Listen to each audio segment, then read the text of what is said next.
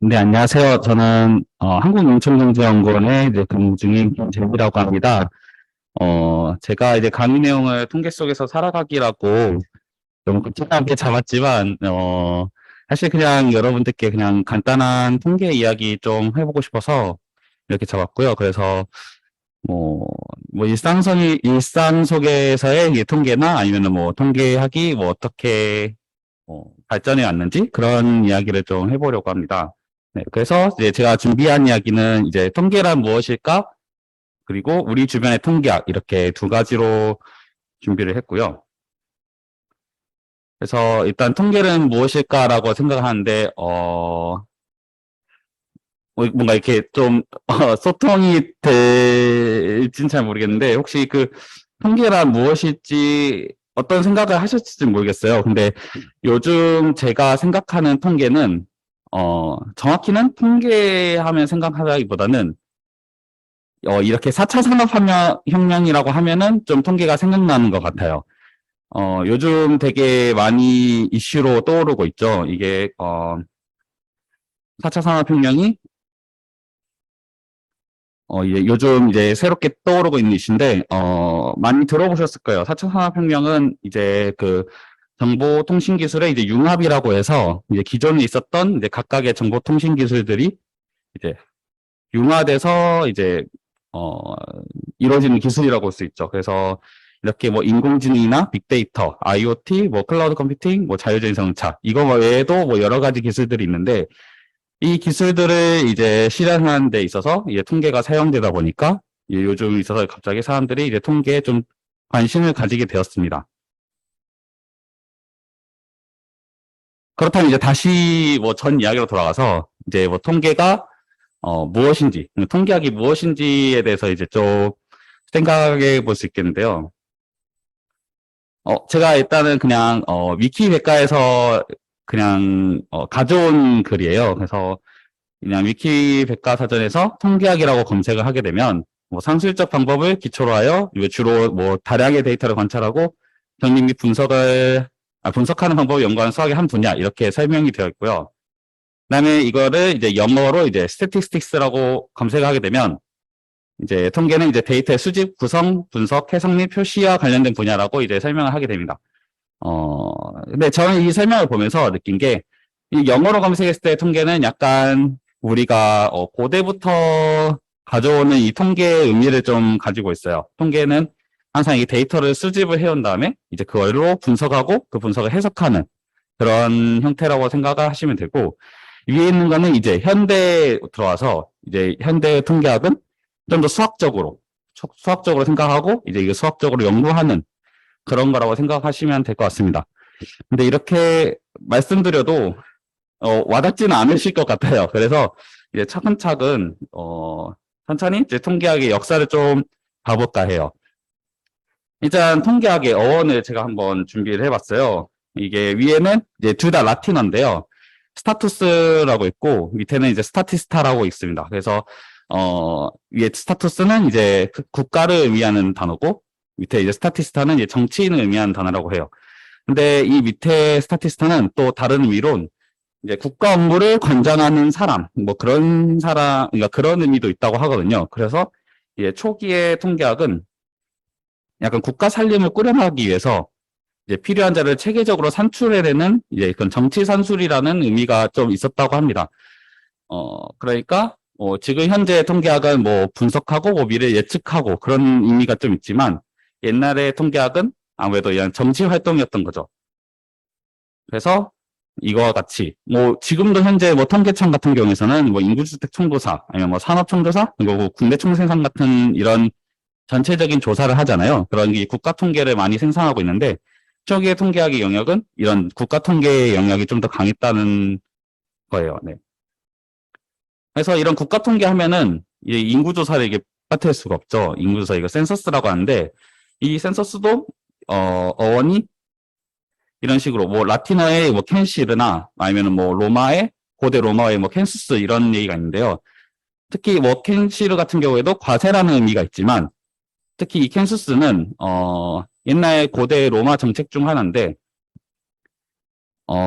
그 고대 로마의 이제 황제죠. 황제가 5년마다 전체 인구의 인구수를 조사를 합니다. 그래가지고 누가 몇 명이 살고 누구를 이제 징집할 수 있고 얼마의 세금을 걷어야 되고 그런 여러 가지 활동을 하기 위해서 이렇게 조사를 했던 거죠. 그게 이제 지금의 센서스로 이제 이어지면서 저희 현재도 뭐 우리나라 같은 경우에서도 뭐 인구주택 총조사나 아니면은 뭐 농림업 총조사 뭐 이런 같은 경우는 5년에 한 번씩 이루어지고 있습니다. 이게 이런 고대부터 이어졌다고 이렇게 무조건 단정지을 수는 없지만 이런 형식의 형태가 지금까지도 이어지고 있다는 거죠. 뭐 좀 더 자세하게 살펴보면은 기원전 3000년경 같은 경우에는 이게 바빌로니아나 중국, 이집트에서 이제 세금을 거두기 위해서 인구조사를 실시했다고 합니다. 그리고 기원전 1440년경에는 이스라엘 백성 중에서 이제 20세 이상의 싸움에 나갈 수 있는 남자 수를 조사를 했는데요. 이게 제가 이 자료를 찾으면서 보니까 성경에도 있는 구절이라고 하더라고요. 제가 카톨릭 신자지만 잘 읽어보진 않았는데, 근데 이게 성경에도 있는 내용이라고 하더라고요. 이런 식으로 옛날에 고대에서도 통계를 사용했던 그런 자료가 남아 있고, 그리고 우리나라 같은 경우에도 이제 세종시기에 뭐 추구기를 통해서 뭐 전국의 우량을 수합하고 뭐 농정을 도모한 경우도 있고, 그리고 제가 이거는 예전에 뭐 그냥 인스타에서 봤는지 유튜브에서 봤는지 기억이 안 나는데 정조 때의 이야기인데요. 정조가 정약용을 많이 괴롭혔던 걸로 유명하잖아요.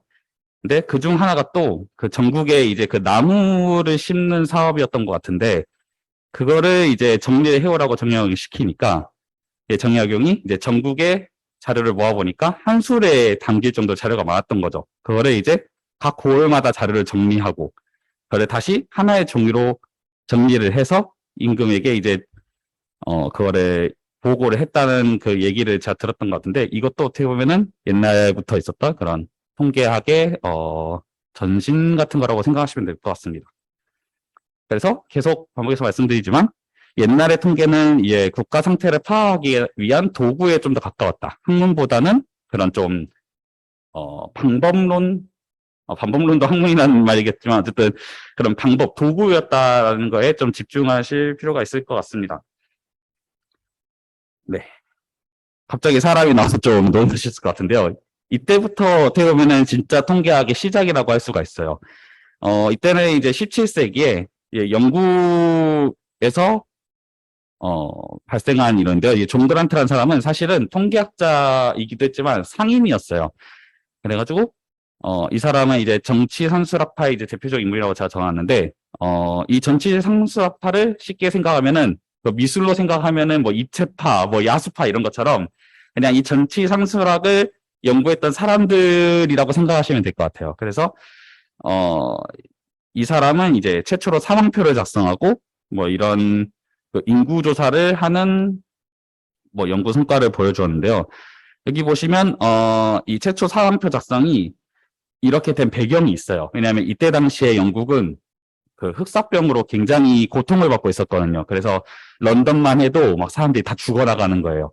이때 당시 그 아마 선페스트라고 해서 막 림프절을 막 공격하는 그런 페스트인데 그러니까 사람이 막 죽어나가니까 이 사람뿐만 아니라 그때 당시 런던 사람들이 되게 궁금했던 거죠.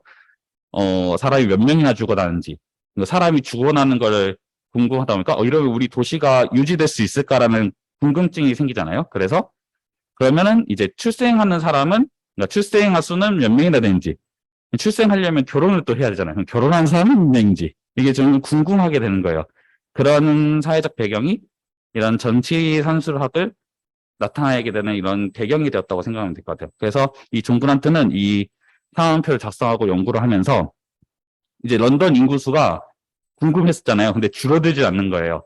그러니까 알고 봤더니 사망자 수가 지금 출생아 수보다 더 많지만 이게 아무래도 런던이 수도잖아요. 그러니까 이주해 오는 사람이 많았던 거예요. 그래서 어떻게 도시의 명백을 좀 유지할 수 있었다는 걸 알 수 있고, 그다음에 이때 당시 처음으로 영아가 이런 질병에 좀 더 약해서 영아의 수가 그러니까 영아의 사망률이 다른 연령대보다 좀 더 많았던 거를 확인할 수 있었던 최초의 그런 연구라고 볼 수 있습니다.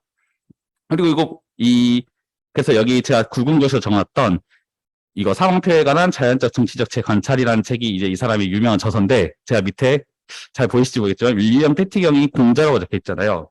그래서 이 사람이 종근한테 이어서 같이 이 그러니까 정치 상술학파의 유명한 사람 중 한 명인데요. 이 사람은 이제 그란트의 연구를 좀 더 발전시켜서 이제 인구 통계학을 이제 정확하게 정립한 사람이라고 보시면 될 것 같아요. 이 사람이 어느 정도로 이게 정립을 했냐면은 이 사람의 그 인구 통계학에 대한 생각이 약간 이때 당시에는 제가 역사를 제대로 하지 못하지만 항상 한창 그 전쟁이 조금 더 잦았던 그런 시대였어요. 그래서 둘 다 이 영국 사람인데 영국 사람이 그 재는 거죠.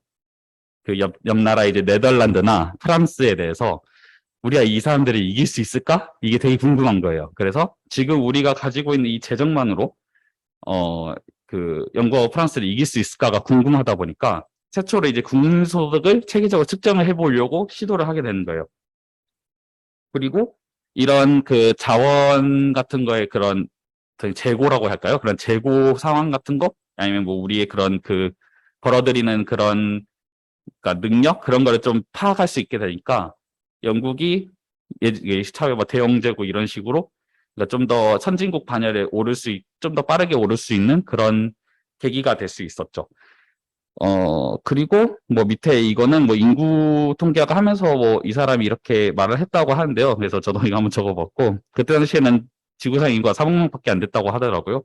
지금은 거의 70억에 이바하고 있지만 그랬다고 합니다. 그리고 이 사람이 이제 이거는 좀 논리의 이야기인데요. 통계학이기도 하지만 통계학자이기도 하지만 이 사람은 좀 경제학자라고 보시면 돼요. 그래서 이 사람이 처음으로 그 1차 산업보단 2차 산업, 2차 산업보단 3차 산업이 좀 더 이게 수익성이 크다라고 그 발표를 했던 사람이라고 합니다. 근데 제가 경제학을 잘 모르지만 아무튼 이 사람이 그래서 경제학에서도 좀 유명한 사람이라고 하더라고요. 근데 영국에서는 이렇게 초기 통계학이 이렇게 두 사람이 해서 이 정치 상술학으로 발전하고 있었다면 독일에서도 이런 통계학에 대한 움직임이 있었습니다. 독일 같은 경우에는 이제 헤르만 콩링이라는 사람이 있는데 이 사람은 이제 국상학을 그 사람들에게 좀 교육을 하고 다녔어요. 근데 이 국상학이 어떤 거냐면은 어떻게 이제 국가를 운영해 나갈 것인가 그거에 대한 설명이었거든요. 근데 이것은 엄청 옛날 이론이긴 하지만 아리스토텔레스의 그 사원인설을 기반으로 해가지고 이 사원인설의 내용이 제가 이게 밑에 이 국상학에 대한 내용도 적어놨지만 인구, 행정, 재정 그리고 국가 목적 이렇게 네 가지예요. 근데 그러니까 국상학 이게 좀 더 세분화가 됐지만 그러니까 결론적으로 이제 그 요약을 하자면 국가를 어떻게 굴려볼까? 이 국가를 어떻게 하면은 좀 더 그러니까 쉽게 말해서 정치를 어떻게 잘해볼까라는 내용이라고 생각하시면 돼요. 그러다 보니까 이 정치 상수학파하고는 좀 다르게 수치보다는 약간 약간 그냥 이념 그런 쪽으로 발전을 했다고 생각하시면 될 것 같습니다.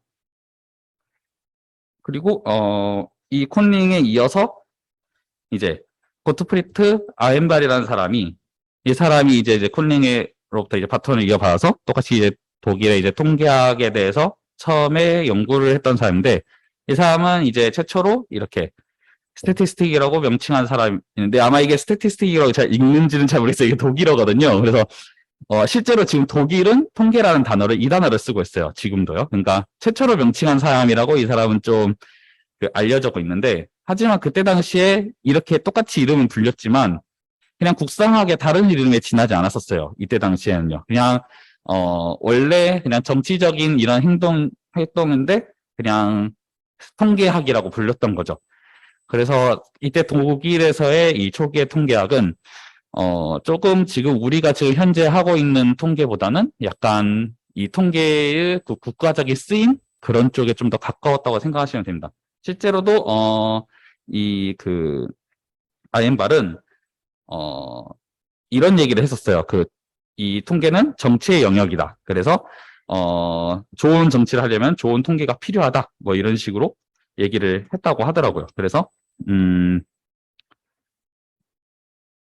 독일에서의 그런 통계학은 조금 그 정치적인 그런 게 있었다라고 생각하시면 될 것 같습니다. 그래서 약간 이 역사 얘기지만 그 결론적으로는 결국은 정치 상술학이 이 국상학을 먹기 시작합니다. 그래서 뭐죠? 그러니까 이 아엔발 다음에 이 독일의 통계학자들은 영국의 정치 산술학이 좀 영향을 받아가지고 표집 통계학이라고 해가지고 조금 숫자를 모으기 시작을 해요. 그러니까 자신들이 이제 어떻게 보면은 입으로 말하던 게 조금은 부족했던 거죠. 그래서 이게 수학적 근거를 좀 모으기 시작합니다. 뭐 그거는 근데 그렇게 중요한 역사적 사실은 아니어가지고 이게 넘어가도록 하겠습니다. 그래서 그냥 제가 이렇게 그림으로 좀 표현을 해봤어요. 그래서 영국은 정치산술학, 독일은 국상학 이 두 개로 통계하기 시작을 했고요. 그리고 영국은 이제 수량적인 관찰과 해석을 했다면 독일은 이제 관념적으로 현상을 파악하려고 노력을 하였습니다. 근데 이렇게 된 데에는 또 그 이유가 있어요. 둘 다 좀 유명한 철학자가 있는데요. 영국 같은 경우는 이제 프랜시스 베이컨이 있었고 독일 같은 이제 르네 데카르트가 있어요. 아무래도 이제 과학은 철학의 영향을 좀 더 많이 받게 돼요. 그래서 이 영국의 정치 산수학이 발전하게 됐던 배경은 이 프랜시스 베이컨의 경험에 의한 기하적 방법이 조금 영향을 많이 받았던 그 경향이 있습니다. 아무래도 이제 프랜시스 베이컨의 좀 유명한 명언이 아는 것이 힘이다잖아요. 그러다 보니까 영국은 그 경험과 이런 그 관찰을 통해서 자료를 모으고 그 자료를 정리하는 게 이제 참다운 지식이다. 이런 경향이 있었기 때문에 그 예전에 이 정치 산술학 같은 게 발전할 수 있었고요. 반대로 국상학 같은 경우에는 이제 르네 데카르트는 이제 데카르트의 명언은 그렇잖아요. 그러니까 나는 생각한다, 고로 존재한다 이런 것처럼 국상은 항상 이제 고민과 성찰, 생각을 하는 거죠. 그러다 보니까 이제 인간의 이성에 의한 진리의 증명이 옳다고 생각하는 그런 형태. 그러다 보니까 이제 어떤 것이 이제 옳은 방향인가 이런 생각을 많이 했다고 보시면 됩니다. 근데 지금까지 설명드렸던 이 영국이나 독일의 이 초기 통계학은 지금의 통계학은 너무 다른 형태죠. 그리고 무엇보다도 제가 항상 통계학에 대해서 물어보면은, 그러니까 제가 통계학을 전공했다고 말하면은 저한테 항상 물어보는 말이 있어요. 그 말이 어떤 거냐면요. 저보고 확률을 잘 아시겠냐고 물어봐요. 그래서 통계학은 항상 이 확률을 뺄래야 뺄 수가 없는데 그 전까지에는 확률이 그러니까 전혀 얘기가 되지 않았었죠. 왜냐하면은 그때 당시에 수학적으로도 확률이 전혀 발전이 안 된 상태였기 때문이에요. 그러니까 지금 이제 17세기였다면 이제 18세기에 확률이 발전하기 시작합니다. 네, 일단 확률이 어떤 건지를 좀 그러니까 말씀드리면은 확률은 이제 어떤 일이 일어날 가능성을 측량하는 단위라고 정의할 수 있는데요. 이 많이 어렵게 써놨지만 사실 뭐 확률 얘기하면 그런 거라고 생각하시면 되죠. 뭐 주사를 굴렸을 때 일이 날 확률, 아니면은 뭐 그냥 우리 일상생활로 돌아가자면은 뭐 비가 올 확률, 아니면은 뭐 로또에 당첨될 확률, 뭐 이런 식으로 확률이라는 단어는 굉장히 많이 쓰고 있죠. 그리고 이거는 통계학에서 어떻게 보면 뗄래야 뗄 수가 없는 이론이긴 해요. 그래서 이게 18세기의 확률론이 이제 뭐라 해야죠? 발전을 하게 됩니다. 그래서 이때 당시에 유명한 수학자가 제 5명을 좀 추려봤어요. 아마 들으시는 분들이 뭐 되게 다양하셔가지고 아는 사람이 있을지 모르겠지만 아마 대학생분들은 좀 눈에 낯이 익으신 분이 많을 것 같아요. 특히 또 그 전공서적에서 괴롭혔던 사람들이 좀 많이 나올 거예요. 일단 뭐 베르누이 같은 경우에는 통계학을 공부한 사람이면 절대 모를 수가 없는 사람이죠. 이 사람이 이제 베르누이 분포와 이항 분포를 보완하는 사람이니까요. 그리고 수학을 좀 좋아하는 사람은 대수의 법칙도 들어봤을 거예요. 그 사람은 이제 베르누이가 이제 보완을 하게 되고요. 그다음에 아브라함 드누아브르는 좀 생소할 수 있는데 이 사람이 그 이항 분포를 통해서 포화송 분포로 근사하고 그 또다시 정규 분포로 근사하는 방법을 이 사람이 보완하게 됩니다. 굉장히 그 뭐라고 표현하죠? 지금도 많이 쓰고 있는 그런 형태의 이론을 개발했다고 보시면 되고, 그리고 이 사람은 되게 괴짜 같은 게, 이 사람이 정말 뼛속까지 수학자인 게, 이 사람에 대한 일화가 있어요. 이 드누아브르가 이제 죽을 때가 됐을 때 말년에 자기의 수면 시간이 점점 15분씩 늘어나는 걸 깨달은 거예요. 그래가지고 그러면 내가 이거 15분씩 더 해보면은 내가 24시간 잘 때쯤에 내가 죽겠구나라고 생각을 하고 실제로 자기가 예상한 시간에 죽었다고 해요. 그날에. 그래서 지금 제가 그 일화를 듣고 대충 생각해 봤는데, 이 사람이 평상시에 4시간씩만 잔다면은 한 60일 후에 죽었겠구나라는 생각이 들더라고요. 그래서 어떻게 보면은 자기가 죽을 때가 돼서 그런 생각을 했나 싶기도 하지만, 그런 것을 수학적으로 생각하는 거 보면은 아, 이 사람은 정말 뼛속까지 수학자구나, 약간 그런 생각이 들더라고요. 하여튼 그런 일화가 있는 사람이고요. 그다음에 피에르 시몬드 라플라스 호작 같은 경우에는 라플라스로 되게 유명한 사람이죠. 아마 고등학생이신 분들은 못 들어보셨을 건데 대학생 분들은 많이 들어보셨을 거예요. 왜냐하면 이 사람은 특히 공대생 분들이라면 정말 괴롭히는 사람이거든요. 라플라스가 굉장히 수학적으로 많이 정립한 게 있는데요. 이 사람은 금화부라고 같이, 이 사람도 정규분포에 대한 근사에 대해서 연구를 합니다. 그래서 지금 이어지는 그 이항포의 그 정규분포 근사는 드마부르 라플라스 이렇게 둘 다 이름이 명명이 되죠. 그래서 그리고 이 사람은 이제 오차에 대한 확률 분포를 이제 정규분포로 제안을 한 사람이에요. 그래서 어 나중에 뭐 통계학을 공부하시게 되면은 항상 통계학에는 수학과 다르게 오차라는 게 있는데요. 그 오차의 분포를 항상 정규분포로 가정을 많이 합니다. 그런 제안을 한 사람이 이 라플라스라는 사람이죠. 그리고 이제 옆에 이제 블레즈 파스칼이라는 분은 되게 많이 들어본 사람이죠. 파스칼의 삼각형도 있고 이제 수학적으로 되게 유명한 사람인데, 이 사람은 어떻게 보면 이 5명 중에서 가장 확률에 가까운 사람이에요. 왜냐하면 이 사람이 어떻게 보면은 확률론을 정립했다고 볼 수 있거든요. 그래서 파스칼 같은 경우에는 또 이 사람의 친구가 또 그 유명한 페르마예요. 그래서 페르마가 파스칼에게 그 편지를 보냅니다. 어떤 도박 그 현장이 있었는데 그 두 사람이 원래는 5판 3선승제로 게임을 하기 시작했는데 게임을 3판만 하고 끝나게 돼요. 그래서 2승 1패의 상황인 거죠. 그러니까 A라는 사람이 2번 이기고 B라는 사람이 1번 이긴 상황에서 A하고 B에게 돈을 어떻게 나눠주면 되겠느냐, 이런 질문을 페르마가 파스칼에게 편지로 보내게 됩니다. 그래서 파스칼과 페르마가 이 편지를 주고받는 과정에서 확률론의 기초가 생립됐다는 말이 있죠. 그것뿐만 아니라 뭐 파스칼은 뭐 그거를 토대로 이제 게임 이론에 대해서 굉장히 많은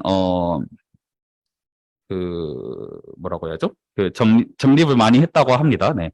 그래서 파스칼이 이때 당시에 또 확률론에 대해서 되게 많은 발전을 가져왔고, 마지막으로 이 가우스도 굉장히 유명한 사람이죠. 가우스는 또 통계학보다도 이 사람은 물리학이나 좀 자연과학 쪽에서 되게 유명한 사람이에요. 왜냐하면 이 사람은 이제 천체를 많이 연구를 했는데, 지금 저희 통계학에서 진짜 많이 쓰는 정규분포, 이 정규분포를 그 확립한 사람, 그리고 어, 채소제곱법을 고안했다고 봐야겠어요. 네, 고안한 사람, 이 사람이 가우스입니다. 그래서 정규분포를 영어로 합치면은 이게 노멀 디스트리뷰션이라고 하는데, 다른 말로는 가우시안 디스트리뷰션이라고 부르거든요. 그만큼 가우스도 이때 당시에 되게 많은 공헌을 했었죠.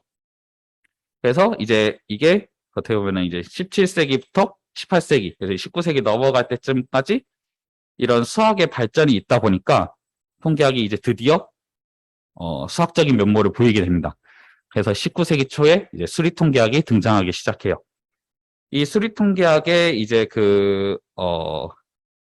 뭐죠? 문을 연 사람, 그러니까 기초를 다진 사람은 이 아돌프 케틀레라는 사람입니다. 이 사람은 이제 사회과학의 통계학을 접목시켰다고 저에게 적었는데요. 이 사람이 이제 물꼬를 텄다고 할 수 있는 이유는 그때 당시에 이 사람 이전까지는 확률론을 천체에만 적용을 했었어요. 그러니까 예를 들어서 막 별이 이렇게 막 움직이고, 뭐, 그때 당시에 뭐 해성 이야기도 있었으니까요. 뭐 해성이 뭐 어떻게 움직이고 이런 거를 계산할 때만 확률을 썼었는데, 이 사람이 처음으로 이 확률론을 사회과학에 가져온 사람이에요. 그래가지고,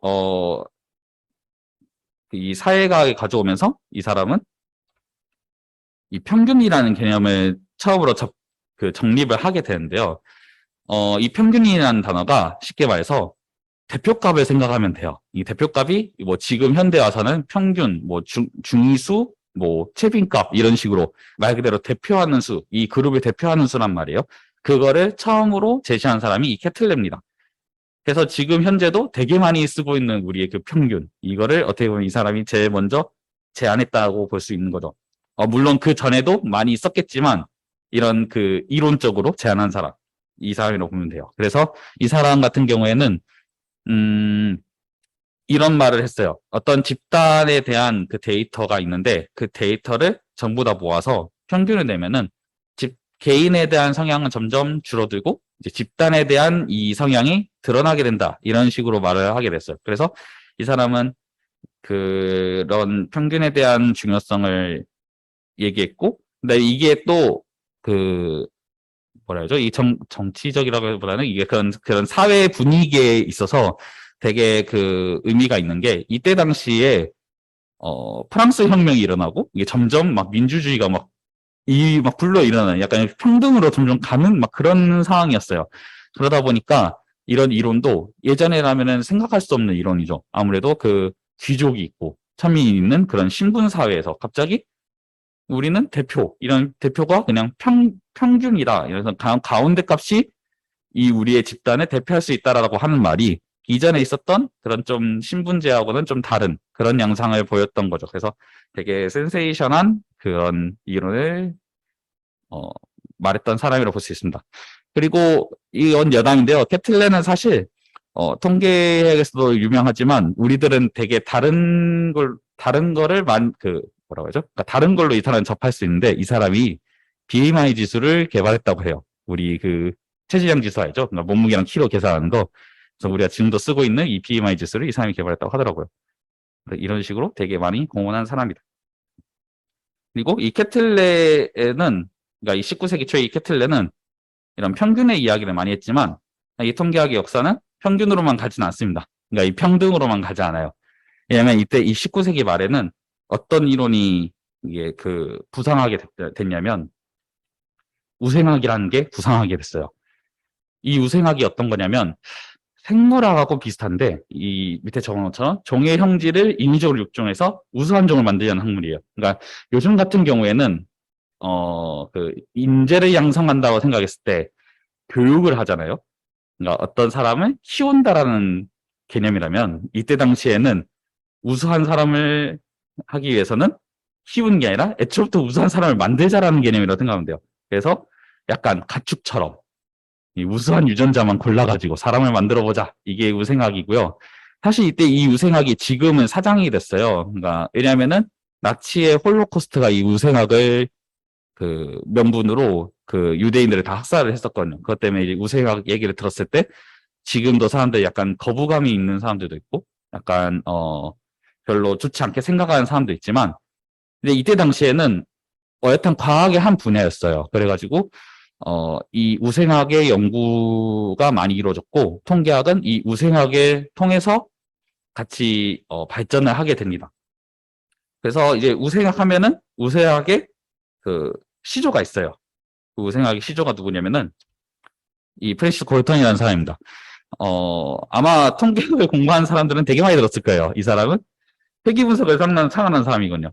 그래서 아마 이 영어 그대로 읽으면 갈튼이라고도 많이 들었을 텐데, 제가 뭐 검색했을 때는 골턴이라고 많이 나와가지고 이런 골턴이라고 적었습니다. 그래서 이 사람은 저희가 항상 회귀 분석을 배울 때 항상 듣는 사람이에요. 이 사람이 그리고 우생학의 시조라고 볼 수 있죠. 그러니까 이 사람이 우생학의 시조가 될 수 있었던 이유는, 이 사람이 이름에서는 전혀 연관성을 볼 수 없지만 찰스 다윈의 사촌 동생이에요. 이 사람이. 그래서 그 다윈의 종의기원의 영향을 받아가지고 그런 그 유전학적으로 되게 연구를 많이 하게 되고, 그거를 통계 연구가 들어가게 되죠. 이 사람이 이제 회귀 분석을 이제 고안하게 되는 일환은 이제 우생학의 영각이 되는데, 우생학이 제가 아까 말씀드렸다시피 그 우수한 종을 만드는 거잖아요. 그러다 보니까 사람의 성질에 있어서도 키가 큰 사람이 좀 더 우수하다고 생각이 들잖아요. 아무래도 지금도. 그래서 그러면 이제 나중에 사람이 키 작은 사람과 키 큰 사람으로 이제 갈리겠구나. 그러면 사람은 언제까지 키가 클 수 있을까? 그런 것도 궁금하고 하다 보니까 이제 조사를 하게 되는 거예요. 그래가지고 이 사람이 이제 그 키 큰 사람의 키 큰 사람부터 키 작은 사람까지 해가지고 여러 명을 생각하고 이제 그 사람의 아들들의 키를 또 조사를 하는 거죠. 그래서 실제로도 이 사람 뭐라 해야죠? 그러니까 아버지가 키가 클수록 아들의 키도 컸습니다. 그래서 이 사람이 처음에 주장한 것처럼 키 큰 사람의 자녀가 키가 더 컸다는 거죠. 그래서 이제 우생학의 이런 이론적으로 키 큰 사람들끼리 어떻게 잘 그런 유전자만 남기면은 사람이 좀 다 좋아지겠구나 생각할 수 있었는데 이상한 점이 발견됐어요. 왜냐하면 키, 아버지가 키가 컸는데 아들은 아버지만큼 크지는 못해요. 그리고 반대로 아버지가 키가 작은데 그 아들은 아버지보다는 커요. 물론 다 그렇진 않지만 경향이 그런 거예요. 그래서 아들 세대로 그 분포를 그려보면은 평균을 향해 가는 거예요. 그러니까 아버지가 클수록 아들이 크긴 하지만 그러니까 그런 경향성은 보이지만 무조건 크다, 그러니까 뭐라고 표현하죠? 아들 세대가 그러니까 무조건 막 이게 점점 극단으로 가는 게 아니라 중앙으로 모이는 거죠. 그렇기 때문에 이거를 평균으로부터 회귀가 발생한다라고 해서 이 분석 이름을 회귀 분석이라고 이름을 지었어요. 근데 지금의 회귀 분석은 되게 복잡하거든요. 그래서 통계학을 공부하는 대학생들이 회귀 분석 이론을 배울 때 되게 쉽게 배우진 못해요. 근데 이때 당시의 회귀 분석은 되게 간단해요. 왜냐하면 그냥 그 종속변수와 독립변수를 그 표에 그려서 점을 찍은 다음에 그것들의 이제 각각의 평균을 구해가지고 그냥 선을 그었을 뿐이에요. 그러니까 이때 당시에 막 수학적 이론이 엄청나게 적용됐다기보다는 그냥 그림을 표현해서 그 그림의 기울기와 그런 개수만 구하는 그런 형태의 회귀 분석. 그러니까 그냥 회귀 분석의 그냥 진짜 고안만 한 형태라고 보면 될 것 같습니다.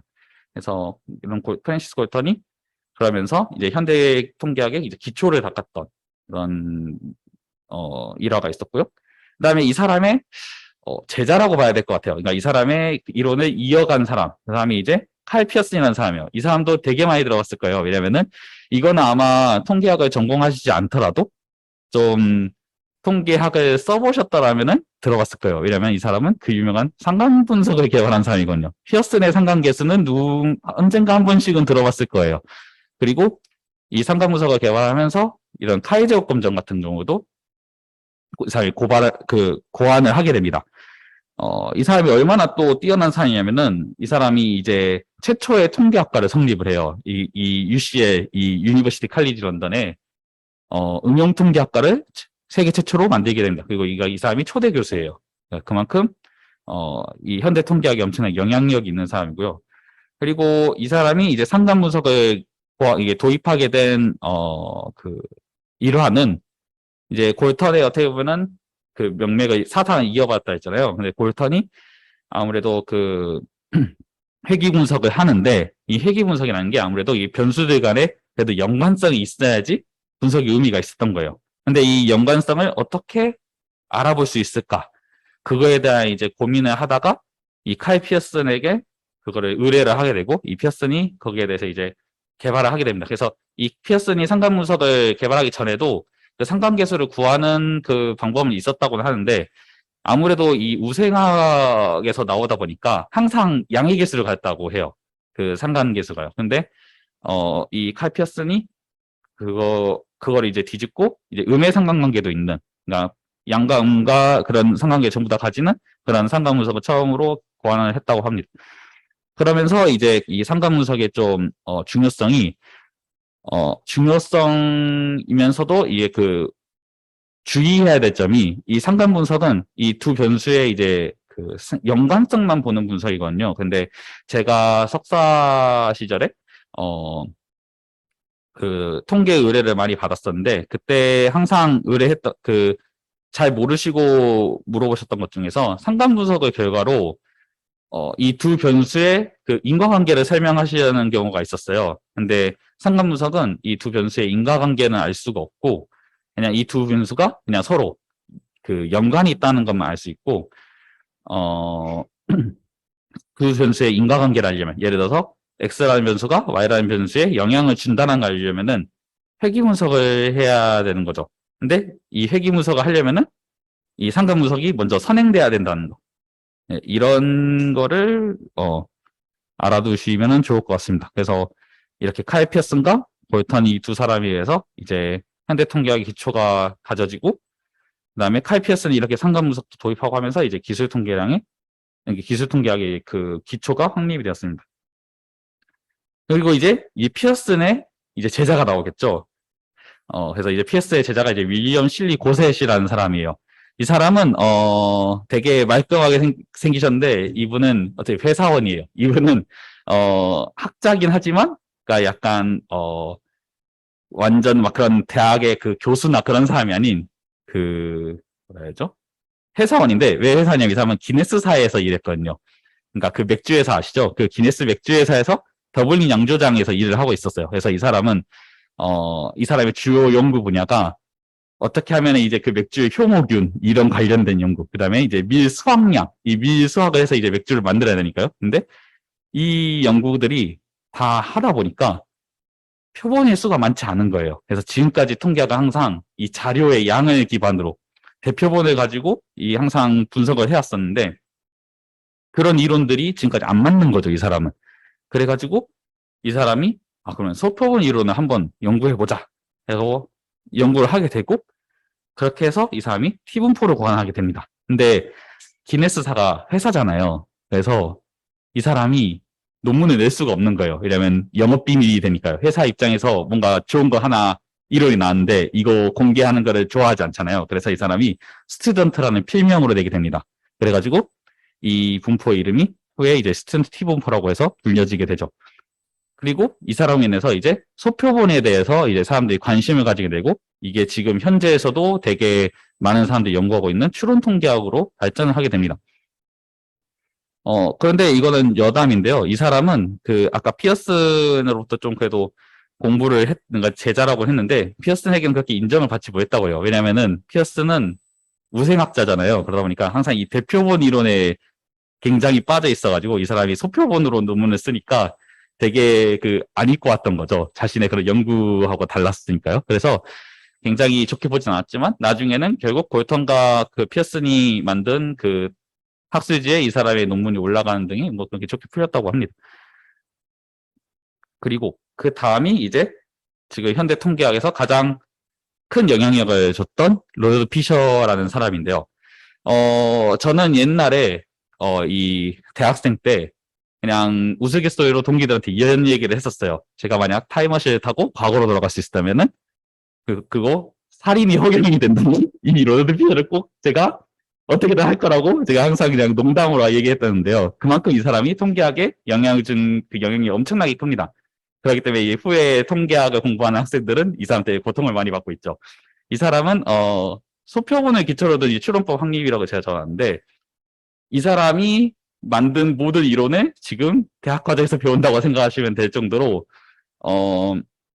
되게 많은 지금까지 나왔던 통계학 이론을 다 수학적으로 기초를 다졌다고 생각하시면 될 것 같아요.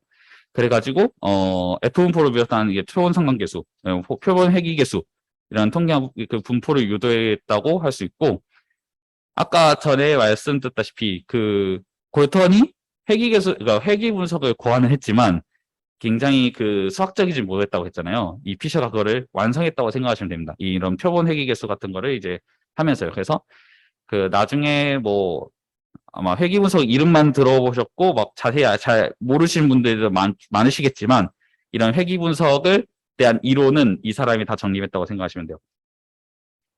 그리고 이 사람은 또 분산 분석의 창시인데 실험계획법을 이 사람이 처음으로 고안한 사람이거든요. 그래서 랜덤 실험이라는 것을 처음으로 생각을 해가지고 그 랜덤 실험을 통해서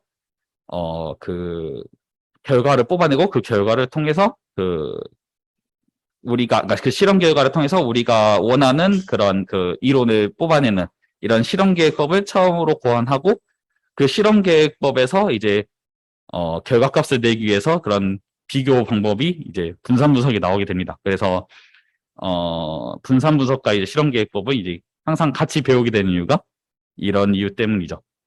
그래서 이렇게 현대 통계학에 굉장히 많은 영향을 준 사람이고 그리고 이 사람에 대한 일화는 제가 뒤에 좀 더 자세히 좀 말씀드리도록 할게요.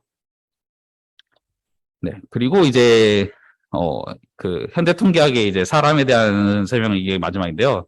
그다음에 이제 나온 사람이 이건 피어슨하고 예르지 네이만인데 이건 피어슨 이름이 되게 낯이 있잖아요. 앞서 나왔던 카이 피어슨의 아들입니다, 이 사람이. 그러니까 아버지하고 아들이 둘 다 해먹은 거예요. 그러니까 둘 다 되게 뛰어난 통계학자인 거죠. 그래서 이제 이건 피어스는 이제 예르지 네이만하고 같이 이제 네이만 피어슨 정리라는 이제 통계적 가설 검정 이론을 확고히 정리했고요. 그리고 이게 지금까지 다 어떻게 보면 영국에서 일어났던 일이에요. 영국이 그만큼 이게 통계의 좀 종주국이었는데 예르지 네이만이 미국으로 망명을 하게 됩니다. 그럼으로써 이제 미국에서 이제 농학, 천문학, 생물학, 기상학 같은 이제 여러 분야의 이제 통계학을 이제 접목시키게 되는 거죠. 그러면서 이제 통계학이 지금 현대와 같이 막 이게 좀 다양하게 적용될 수 있는 그런 기틀을 마련한 사람이 이제 예르지 네이만이라고 할 수 있습니다. 그래서 지금 현대 통계학이라고 하면은 아까 말했다시피 자체 이론 연구도 이루어지고 있지만 다른 분야에 도움을 주는 보조 학문으로 지금 급성장하고 있어요. 그 예르지 네이만이 여러 분야에 적용함에 있어서 이렇게 결과가 된 거죠. 가지고 보시면 이제 제가 딱 4개만 추렸는데요. 생물통계학이라고 해서 이제 바이올로지랑 스태티스틱의 합성이 있고 계량경제학은 이제 경제학에 통계학이 들어간 거죠. 계량사회학 또는 이게 사회통계학이라고 불리는데 이거는 이제 사회학의 통계학이 들어간 경우고 심리측정학은 이제 심리학의 통계학이 들어가는 경우예요. 그래서 그 심리학자들이 설문조사 되게 많이 하잖아요. 이런 게 어떻게 보면 이제 통계학에 좀 접목된 거라고 생각하시면 되고 그다음에 경제학자들이 제가 사실 이제 이공계여가지고 잘 모르는데 그냥 나중에 아는 사실인데 문과계열에서 가장 수학을 많이 하는 그 과가 경제학과라고 하더라고요. 그 이유가 이제 계량경제학 때문이라는 말이 좀 있었는데 이 계량경제학에서 이런 좀 통계학에 좀 영향이 많이 주고 또 이것뿐만 아니라 뭐 요즘 같은 경우에 이제 빅데이터 시대에 이제 뭐 데이터 마이닝이라든가 아니면은 딥러닝 이런 머신러닝 통한 뭐 그런 것도 이제 통계학에 영향을 받고 있고 뭐 이것뿐만 아니라 뭐 여러 가지 뭐 다양한 분야에서 지금 보조 학문 그러니까 어떻게 보면은 이게 좀 곁다리라고 생각하시면 돼요. 지금 현재 통계학은 스스로의 자체 연구는 그냥 거의 그냥 수학이라고 생각하시면 되지만 좀 더 빛을 발하는 경우는 다른 어떤 거하고 융합했을 때 이 통계학이 좀 빛을 발하고 있는 게 지금 현재의 통계학이라고 생각하시면 됩니다. 그리고 통계학 하면은 이거를 빠뜨릴 수가 없어요. 통계학은 컴퓨터와 함께 발전을 했어요. 이게 1970년대에 이제 컴퓨터가 상용화가 되기 시작했어요. 이때 이제 뭐 PC가 나오기 시작했고, 뭐 그전에는 막, 뭐 컴퓨터 역사를 잘 아실지 모르겠지만, 막 애니학, 막 애드사학 막 하면서 막 컴퓨터가 막 교실만 했거든요. 그러니까 어떻게 보면 컴퓨터라기보다는 그냥 기계죠. 그러다 보니까 사람들이 이거 다루는 게 되게 힘들었는데, 이 70년대부터 이제 우리가 흔히 사용하는 그런 조그마한 PC가 이제 나오기 시작합니다. 그러다 보니까 이제 그 전에는 이제 너무 계산이 복잡해가지고 계산기로는 너무 할 수 없었던 이 계산들이 가능하게 되면서 이런 다변형 통계 분석들이 가능해지기 시작을 해요. 그러면서 이제 컴퓨터가 발전하면서 이제 통계학도 발전하고 그러다 보니까 이런 데이터가 커지는 것도 분석할 수 있게 되고 그래서 이렇게 이게 뭐 교통량 예측, 환경오염 등 이런 것도 광범하게 더 허용이 가능해지면서 아까 말했듯이 통계학이 좀 더 많은 분야의 보조학문으로도 사용할 수 있게 되어집니다. 그리고 실제로도 지금 우리 이 사회에서도 지금 우리는 이게 정보의 바다에 살고 있잖아요. 옛날 제가 그래도 중학생, 고등학생 때까지만 해도 그렇지는 않았어요. 그나마 컴퓨터를 통해서 서핑을 하는 정도였지만 지금은 우리 스마트폰이 너무 많이 발전해서 언제 어디서든 정보를 얻을 수 있고 그다음에 그 언제 어디서든 정보가 수집될 수 있고 그런 말 있잖아요. 그 뭐지? 검색기록을 통해서 우리에게 막 광고 같은 것도 선택적으로 나오잖아요. 그리고 괴담 같은 것도 있듯이 그 구글 괴담이라고 해가지고 그냥 휴대폰을 두고 뭐 어떤 예를 들어서 막 나 이제 막 서핑을 이제 한번 배워보려고 해 막 이런 식으로 친구랑 얘기했더니 알고 보니 막 광고에 막 서핑 보드가 나온다던가 막 이런 식으로 이런 정보 수집이 굉장히 막 되게 빠르고 다양하게 되고 있죠. 이런 식으로 굉장히 많은 정보 속에서 살고 있고 그리고 아마 이 수업 들으신 분이 다 광주 분이실 것 같은데 광주의 버스 노선 같은 경우에 제가 문구를 본 적 있어요. 제가 요즘은 버스를 잘 안 타고 다니지만 옛날에 봤을 때 항상 그 하차할 때 카드를 찍고 내려주세요라는 말을 들어본 적이 있거든요. 근데 그렇게 되면은 이제 사람들이 언제 타고 언제 내리는지를 아니까 그걸 통해서 이제 버스 노선을 개선을 할 수 있게 되죠. 그런 부분도 있고, 그다음에 이제 이건 제가 예전에 연구했던 부분인데 스마트 그리드라고 해가지고 전력량을 그 15분 단위로 최소 15분 단위로 이제 데이터를 얻어내는 거예요. 그러니까 우리 그 전기 계량기 있잖아요. 거기다 기계를 붙여가면은 15분에 한 번씩 그 데이터를 쏴줘서 우리가 어떻게 전기를 쓰는지를 그러니까 그 자료를 얻을 수가 있어요. 그러면 그 자료가 이제 빅데이터가 돼가지고 이제 그거를 이용해서 어느 집은 어느 시간대에 전기를 많이 쓰고 또 그 주거 시설과 뭐 상업 시설에 대해서 그거에 대해서 뭐 비교를 할 수 있고, 그다음에 뭐 또 뭐 전체적으로 어느 계절에 아니면 어느 월에 이게 전기를 어떻게 쓰는지 분석할 수 있게 되면서 뭐 이걸 가지고 이제 한전에서는 전기요금을 이렇게 책정을 해야겠다 뭐 이런 그 데이터로도 사용할 수 있죠. 근데 이런 데이터들을 수집하고 분석하는 데 있어서 지금 현대 통계학이 녹아들어 있고 많이 쓰이고 있다는 것을 이제 여러분에게 좀 이게 알려드리고 싶었습니다. 네. 그래서 통계가 무엇일까는 이 정도로 이제 설명을 마치려고 하고요. 네, 두 번째는 이제 우리 주변의 통계학이에요. 지금까지 어떻게 보면 역사 얘기여서 지루하실 수도 있었다면은 지금 이거를 이제 좀 사례에 대해서 이제 좀 얘기를 하려고 해요. 근데 우리 주변의 통계학이지만 그래도 좀 과거 사례도 좀 많이 들어있어요. 그래서 일단 먼저 과거 사례를 먼저 얘기하자면 그래도 좀 많이 아시는 내용일 거예요. 처음으로 알려드릴 얘기는 이제 나이팅게일에 대한 이야기예요. 나이팅게일 요즘은 잘 모르겠는데 저 어렸을 때는 그 위인전 많이 읽었거든요. 그 중에서 항상 그 단글로 나온 사람 중 한 명이 나이팅게일이었어요. 이 사람이 이제 램프를 든 천사라고 해가지고 간호학의 거의 간호학을 최초로 정립한 사람 이런 식으로 전 기억을 하는데 이 사람도 통계 데이터를 쓴 적이 있어요. 그때가 언제냐? 바로 크림 전쟁이에요. 이 사람이 어떻게 보면 또 크림 전쟁으로 유명해지기도 했죠. 크림 전쟁이 어떤 거냐면 이제 크림 반도에서 이제 러시아 제국하고 오스만 제국 간에 이제 벌어진 전쟁인데요. 이때 이제 프랑스하고 영국, 네, 샤르데나 왕국은 지금 어딘지 모르겠는데 이 여전히 세 국가가 이제 오스만 제국을 도와주는 연합군을 결성해가지고 결국은 이제 이 오스만 연합군이 그 러시아 제국 이긴 전쟁이에요. 하지만 전쟁이 그냥 게임 같은 게 아니잖아요. 사상자가 항상 발생하게 되고 그로 인해서 이제 그 부상자를 이제 야전병원으로 데려오게 되는데 이 야전병원의 이제 위생 상태가 너무 열악하다 보니까 이 영국군이 이제 부상과 질병으로 많이 사망하게 돼요. 그리고 또 이때 당시에는 항상 이 시대에는 그 유럽에서는 질병이 좀 많았어요. 그러다 보니까 이때 당시엔 콜레라가 항상 좀 많았었거든요. 그러다 보니까 그 콜레라의 영향으로 그, 어, 그 병으로도 이 병사가 많이 죽는 그런 상황이 있었습니다. 그래서 나이팅게일은 이런 생각을 해요. 이거를 제대로 이제 연구를 하면은 이 사람이 어떻게 사망하고 그런지를 좀 정확하게 파악할 수 있겠구나 싶어가지고 이제 영국의 인력 사망자 사망원이 환자되는 상황을 이제 숫자로 파악하려는 그 시도를 하게 됩니다. 이제 그때 사용한 게 이제 장미도표라는 그림이에요. 그래서 그림 보시면 이 왼쪽에 있는 그림이 장미도표인데요. 여기서 이제 장미도표가 이제 그 오른쪽 이 두 개가 원이 있는데 오른쪽이 이제 1954년 4월부터 1955년 3월까지 그래가지고 영어가 잘 보이실지 모르겠지만 이 밑에 부분에 이제 12월 1월 있어가지고 어떻게 표현해야지? 한 시계 한 9시 방향? 이 9시 방향부터 이게 한 바퀴 돈다고 생각하시면 돼요. 옆에도 마찬가지로 이 옆에는 이제 1855년 4월부터 1856년 이제 3월 그 사이에서 이제 그리는데요. 그래서 뭐라 해야지? 피자 모양이라고 할까요? 그의 크기가 사망자 수라고 생각하시면 되고 색깔이 다르잖아요. 이게 사망 원인을 정리한 거예요. 그래서 크림 전쟁에 참전한 영국군이 이제 약 20만 명 정도 되는데 이 중에 사망자가 2만 1,097명이라고 합니다.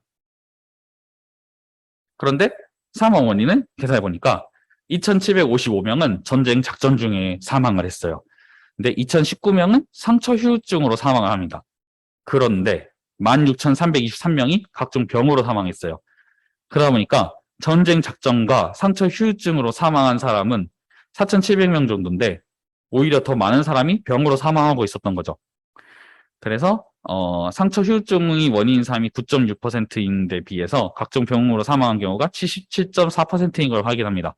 그래서 나이팅게일은 그러면 지금 개선해야 될 것은 치료법이라든가 그런 게 아닌 일단 환경, 위생이구나라는 것을 이 나이팅게일이 이 통계 조사를 통해서 통계 분석을 통해서 파악을 하게 되죠. 그래가지고 이걸 통해서 이제 군인을 살린다고 주장을 하게 되고 이제 그 병원 시설을 이제 바꾸게 됩니다. 청소, 세탁, 급식 상황을 개선하고 네, 이때 뭐 제가 기억했던 그 위인전으로는 항상 그 환자의 옷을 매일매일 갈아입혔던 걸로 기억을 해요. 속옷이라든가. 그리고 하수구수리 뭐 이런 시설 같은 깨끗한 침대를 보급하고 그다음에 깨끗한 뭐 조식 위생병도 뭐 설치해달라고 뭐 위에 얘기했다 뭐 이런 얘기가 있었는데 이런 거를 통해서 환경을 개선하기 시작했더니 야전병원 사망률이 42%에서 2%로 줄어듭니다. 이게 그래서 이런 나이팅게일이 이런 통계 자료를 통해서 그 결과를 실제로 적용해 봤더니 이게 많이 개선된 상황을 알 수 있는 그런 사례죠. 그래서 이런 게 이제 간호학에서도 지금 현재 간호학에서 이제 통계를 배우거든요. 그래서 이런 나이팅게일의 이런 데이터 분석이 계속 이어져 가는 거라고 볼 수 있습니다. 그리고 이제는 역학에 대해서 얘기를 할 건데요. 역학은 역학의 아버지라고 불리는 사람이 존 스노라는 사람입니다. 이 사람은 이제 어떤 거를 했냐면은 영국의 콜레라의 원인을 추적을 했어요. 아까도 얘기했다시피 크림 전쟁에도 콜레라가 항상 터져 있었는데 비슷한 시기죠. 이때 당시 영국이 이제 콜레라의 원인을 이제 추적을 합니다. 일단 그 전에 역학이 뭔지를 이제 얘기를 해보려고 하는데 역학 아마 많이 들어보셨을 거예요. 역학이라는 말은 많이 들어보셨을 거예요. 역학이 어떤 거냐면 어떤 지역이나 집단에서 일어난 질병의 원인이나 변화를 연구하는 학문입니다. 이게 그래서 예를 들어서 어떤 그 전염병이 돌면은 이 전염병이 어떻게 일어난 건가 이거에 대해서 이제 연구를 하는 학문이라고 생각하시면 돼요. 그리고 이때 당시에는 이제 19세기 런던의 소호에서 콜레라가 창궐을 합니다. 그래서 막 사람들이 막 다 죽어가요. 그 전에 막 그 패스트 때문에 사람들이 그 전에도 많이 죽었는데 이 다음에는 이제 콜레라가 또 창궐을 해서 사람들이 또 죽어나기 시작합니다. 근데 이때 당시 영국이 어떤 상황이었냐? 왜 콜레라가 창궐하는 상황이었냐 생각을 하게 되면은 영국은 이때 당시 산업혁명이 시작하기 시작했어요. 그러니까 1차 산업혁명이라고 불리는 이거는 이제 증기기관이 개발되고 그다음에 그 공장화가 되면서 이제 사람들이 점점 도시로 몰리기 시작하죠. 그래서 그러다 보니까 이제 굶주리던 농민들이 런던으로 몰려들어가지고 공장 노동자로 일하게 됩니다. 그러니까 지금 우리나라로 비유를 하자면 지금 서울에 사람들 엄청 몰려 있잖아요. 그래서 주거 문제 엄청 심각하잖아요. 그거하고 똑같아요. 지금 이때 당시에 런던도 인구가 너무 늘어나는데 이걸 수용할 수가 없는 거예요. 그래서 하수 정비, 쓰레기 처리 같은 게 제대로 처리가 안 돼가지고 오물들이 막 길거리에 막 질비하게 됩니다. 쓰레기나. 그리고 이 영국에 이제 템즈강이 있는데 이 템즈강에 악취가 엄청나게 돼요. 그래가지고 이런 미아즈마 이론이 등장을 하게 됩니다. 이 미아즈마 이론이 뭐냐면은 이 모든 질병의 원인이 미아즈마라는 이 그 악취에서부터 온다라고 하는 거예요. 그러니까 지금은 이제 폐기가 된 의학 이론인데요. 그러니까 약간 그 뭐였지? 이 미아즈마라는 뜻이 그 고대 그리스어로 오염이라는 뜻인데 이런 약간 죽음의 공기, 이런 그 죽음의 기운이라고 표현할까요? 그러니까 이런 사람들의 이런 질병, 콜레라라든가 이런 그런 질병들이 공기를 통해서 물론 지금도 실제로도 공기를 통해서 전염되는 게 있긴 하지만 이게 그냥 공기 때문은 아니잖아요. 악취 때문은 아니잖아요. 근데 이때 당시에는 그냥 이런 나쁜 악취, 이런 나쁜 냄새들이 이런 그런 그 질병의 원인이라는 게 이런 미아즈마 이론이 나왔어요. 근데 그래서 콜레라의 원인도 당연히 이런 미아즈마라는 얘기를 합니다. 그래가지고 아까도 얘기했지만 그 템즈강 지역으로 이제 생활하수가 그대로 흘러 들어가니까 악취가 심하게 나게 되고 그것 때문에 이제 사람들이 다 아프다고 생각을 한 거죠. 근데 어, 네, 그래서 그러지만 이 존스원 사람은 다른 그 이론을 그 뭐라죠? 발표하게 됩니다. 콜레라는 공기가 아닌 물을 통해서 전염된다. 이런 이론을 내게 되죠. 이 사람이 왜 이렇게 설명을 하는지에 대한 이유가 있을 거잖아요. 네, 이유를 보시면 일단 이 사람이 실험을 하게 돼요. 그러니까 정확히는 역학조사죠. 역학조사를 하게 되는데 이 사람이 목숨을 잃은 희생자 집을 방문해가지고 이것저것 묻고 막 주변 환경을 막 관찰하기 시작해요. 그래서 뭐 여기는 뭐가 어떻고 여기는 뭐가 어떻고 이걸 다 관찰하기 시작하죠. 그리고 똑같은 상황에서 콜레라에 걸린 사람과 이제 걸리지 않은 사람의 차이를 비교합니다. 뭐 예를 들어서 뭐 A라는 사람 콜레라에 걸렸고 B라는 사람 콜레라에 안 걸렸는데 이 두 사람이 같은 상황인데 어떤 게 차이가 나지? 이거를 비교를 하게 되는 거예요. 그래서 이제 가설이 이제 세워졌으면 이제 데이터를 모아가지고 이제 콜레라 발병과 관련되어 있는 것으로 보이는 차이가 어느 정도인지를 이제 검증을 하게 되는 겁니다. 그래서 이 사람의 검증 결과로 어떤 게 나왔냐면은 발병 환자들의 주거지가 그 주거지와 이 환자들의 공통점에 대해서 추적한 결과가 이 브로드가에서 있는 펌프를 식수로 길러서 쓰고 있었던 거예요. 그래서 이걸 보고 이 존 스노라는 사람은 그러면 이 식수가 오염됐구나. 이 식수를 통해서 사람들이 콜레라에 걸리고 있구나라는 것을 생각하게 됩니다. 그래가지고 비교적 깨끗한 상류의 물을 마시는 사람들이 그러니까 이 브로드가에 있는 펌프가 이제 하루 쪽이거든요. 이 하루 쪽 물을 사용하는 사람보다 콜레라 발병률이 낮다고 주장을 하게 되는 거죠.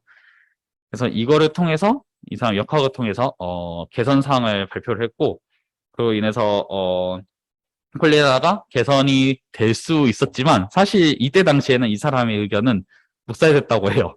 왜냐면은 이때 당시에 사람들은 미아즈마 이론에 너무나 열광하고 있었고 그리고 약간 정치적인 원인이기도 한데 그렇다면 이게 물이 오염됐으니까 물을 개선해야 되잖아요. 그러니까 뭐 그 상수도원을 그러니까 식수원을 뭐 바꿔야 되고 아니면은 그 오염된 식수원을 좀 뭐라고 해야죠?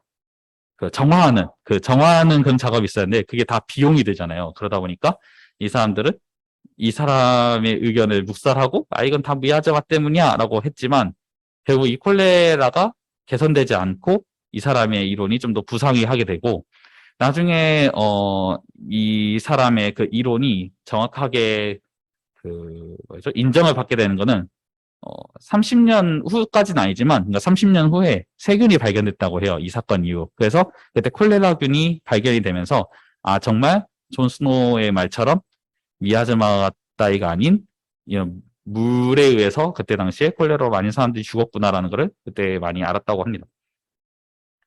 그리고 이 지금의 역학은 현재도 이어지고 있어요. 보시면, 요즘 코로나 시대잖아요. 그래서 저도 지금 마스크를 쓰고 지금 얘기를 하고 있는데, 코로나 이게 만약 양성 판정이 되면은 경림이 역학조사를 하게 되죠. 그래서 이 사람이 어쩌다가 코로나가 걸리게 됐는지, 그다음에 이 사람이 또 누구에게 코로나 이 그 병원균을 퍼뜨릴 수 있는지 이런 조사를 하게 되죠. 그러면서 좀 더 많이 퍼질 수 있는 거를 사전에 예방할 수 있고, 그리고 이런 자료들을 모아가지고 숫자로 정리를 하면서 다른 사람들에게 이 코로나가 어떻게 되고 있는지 현재 현황을 말할 수 있게 됩니다. 이게 이때 당시에 그 역학이 이어져서 현재로 이어지고 있는 형태라고 보시면 될 것 같아요. 네. 그리고 세 번째 이야기는 이제 홍차 랜덤 비교 실험이라는 이야기인데요. 이때 당시에 1920년대 말에 영국에 그냥 오후에 그냥 피크닉 같은 걸 갔다고 생각하시면 돼요. 약간 티타임을 가지고 있었어요. 영국의 신사들이랑 그 귀족분이. 그래서 예전에 영국은 홍차가 되게 유명하잖아요. 그래서 홍차를 마시고 있는데 어떤 부인이 와가지고 이런 얘기를 합니다. 부인이 와가지고 저는 홍차를 먼저 넣은 밀크티인지 우유를 먼저 밀크티인지 맛으로 구별할 수 있어요라고 얘기를 합니다. 근데 다른 사람들은 그냥 웃고 말죠. 이걸 어떻게 구분해? 하면서 그냥 웃고 말고 허허허 하고 웃었는데 딱 한 사람만이 한탄하게 실험해보고 싶습니다라고 얘기를 해요.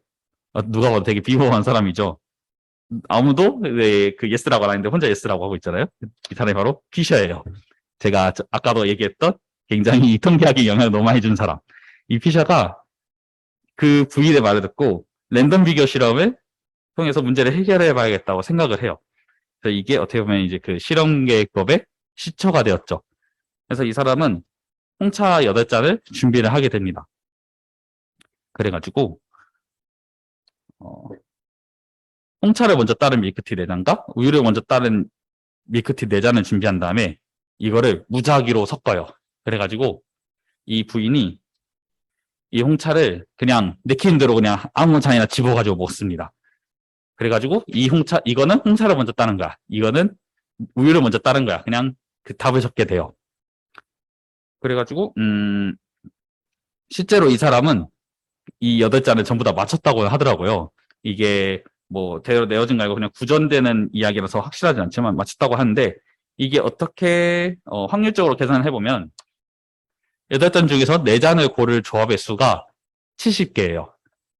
그러니까 이 8잔 중에서 4개를 고르는 게 이제 8컨비네이션 4 해가지고 70개인데 만약 홍차를 먼저 따른 밀크티로 선별한 차가 전부 다 정답이 좋았어. 그러니까 이렇게 4개를 고른 게 그러니까 홍차를 먼저 따른 밀크티라고 4개를 골랐는데 이게 전부 다 맞을 조합수가 1이에요, 1. 그러니까 홍차를 먼저 따른 밀크티 중에서 4개를 고르고 아닌 것 중에서 골랐으니까 1인 게 되는 거죠.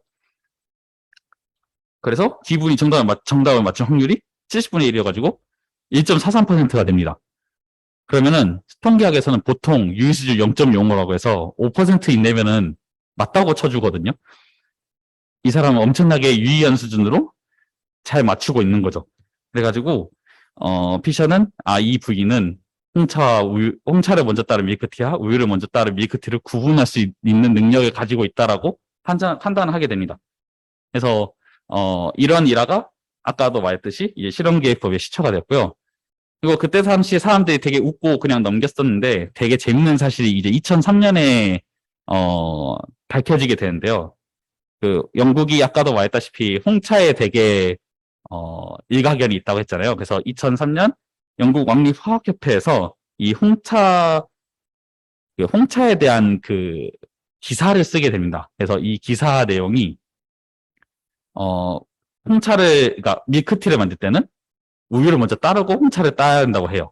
그 이유가 홍차가 뜨겁기 때문에 반대로 홍차를 먼저 따른 상태에서 우유를 따르면은 우유의 단백질이 그 홍차의 뜨거움에 감싸지면서 변형이 된다는 거죠. 그러니까 실제로 화학적으로도 이 홍차를 먼저 따른 밀크티하고 우유를 먼저 따른 밀크티가 맛의 차이가 있었던 거예요. 근데 이 사람은 되게 그게 미각이 좋았던 거죠. 다른 미각이 둔한 사람들은 몰랐겠지만.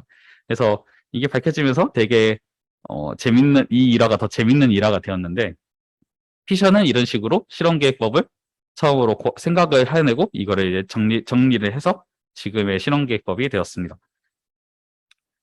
지금까지는 되게 과거 이야기여가지고 재미가 없으셨을 텐데 이제는 좀 진짜 현대 이야기를 좀 해보려고 해요.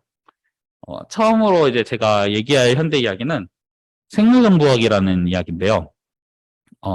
바이오 인포메틱스라고도 얘기하는 이 생물정보학은 지금 현재는 이게 제 옛날 연구 주제기도 하고, 그러니까 제 논문에 썼던 주제기도 하고, 제가 알기로는 미국에서는 되게 이 생물정보학이 되게 활발하게 이루어지고 있는데 아직 우리나라에서는 그렇게 큰 연구 성과가 없는 걸로 알고 있어요. 그러니까 별로 관심이 없는 주제인 거죠, 우리나라에서는. 근데 이게 생물정보학이 뭐냐면 이 생물학적인 문제를 이제 응용수학, 정보과학, 통계학, 뭐 컴퓨터과학, 인공지능화학, 생화학 등으로 뭐 이용해서 주로 분자 수준에서 다루는 학문. 그러니까 너무 어려운 내용인 것 같은데 쉽게 얘기하면은 생물학이 막 뭐 유전 정보도 있고 막 여러 가지 막 다 배우잖아요. 막 근데 제가 고등학생 때 배웠던 거는 막 장기도 배우고 막 그런 거 뭐 피나 뭐 그런 거 다 배웠던 것 같은데 그 중에서 그런 작았던 거 유전자 아니면은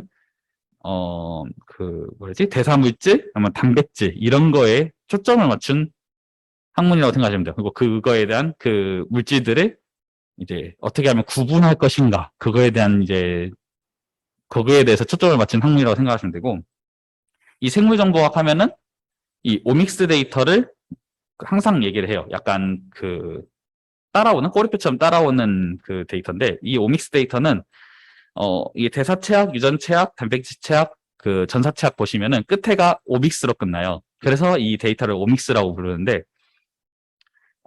이 오믹스 데이터는 설명이 그러니까 이게 유기체 또는 유기체의 구조 그리고 기능 및 동력으로 이게 변화하는 게 생물학적 분자 풀이 집단 그러니까 풀이의 집단적 특성 분석 및 뭐 정량화를 목표로 하는 뭐 데이터라고 하는데 이건 뭐 그렇게 너무 어려우니까 그렇게 그 주의 있게 들으실 필요는 없고 그냥 쉽게 생각해서 아까 제가 말씀드렸던 그런 그 생물학에서도 그냥 조그마한 것들 그런 조그마한 성분들에 대해서 그러니까 성분들에 대한 데이터가 이런 오믹스 데이터라고 생각하시면 되고 그런 조그마한 성분들을 이게 그 규명하려는 학문이 이 생물정보학이라고 생각하시면 됩니다.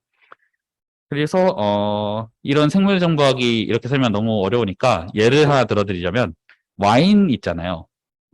아니면은 뭐 주스라고 예를 들까요? 예를 들어서 뭐 두 개의 주스가 있는데 하나는 우리나라산이고 그러니까 토마토 주스라고 할게요. 하나는 우리나라 토마토로 주스를 만들었고 하나는 미국 토마토로 주스를 만들었어요.